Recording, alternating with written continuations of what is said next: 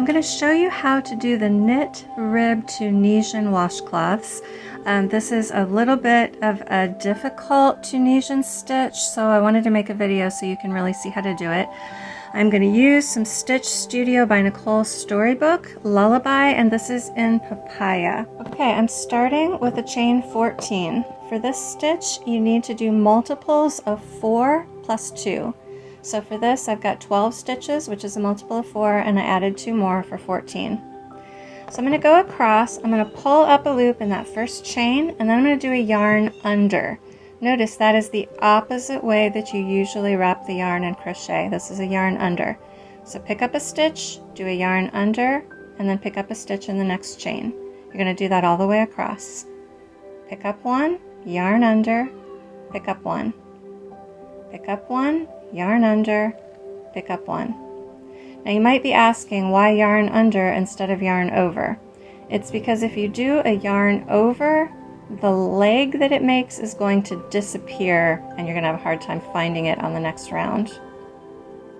So I'm here at the end, pick up one, yarn under, pick up one, and I've got one stitch, one chain left at the end. I'm going to pick up one in that. Now if I did this right, I'm expecting 20 stitches. 5, 10, 15, 20. Woohoo! Okay, now to go back for this back row of the Tunisian, first do a chain 2 in that first pickup. Normally with Tunisian you do a chain 1. For this stitch you need to do a chain 2. Then yarn over, just like you normally do with crochet, and pull it through 3 loops. Yarn over, pull it through 3 loops all the way across. Yarn over through 3, yarn over through 3, all the way back to the right side. And then at the very end I only have 2 stitches left, or 2 loops, so I yarn over and pull it through those last. Okay, this is the tricky bit. We're going to work back across this way. And the first thing you're going to do is pick up those first 2 vertical stitches with 1 loop. Then you're going to grab the horizontal bar between the stitches and pull up another loop. Go across, get these 2 with a loop, and then that horizontal bar between the stitches. This first row gets tricky because some of them are kind of hard to see. There's one right there. I want to get those 2, and then the horizontal bar between them, and then these 2, and the horizontal bar between them, and then these 2,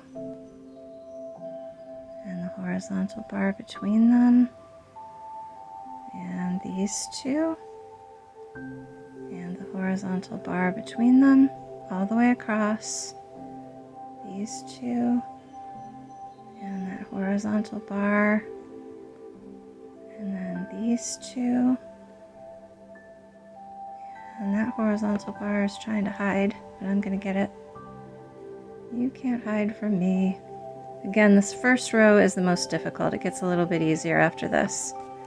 Good night. That one is really tight for some reason. I'm going to get it though. Gotcha. Pull up a loop, and then here's the last 2 right there. You can see it's very small, but there's 1 and 2.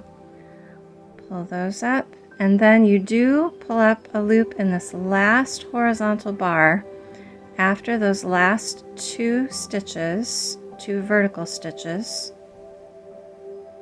And then, just like you always do with Tunisian, you grab one in the very end. Now, if we did that right, we should still have 20 stitches. 5, 10, 15, 20. Perfect. Now we're going to go back across again. Remember to chain 2 in that first one, and then yarn over through 3, yarn over through 3, yarn over through 3, all the way across.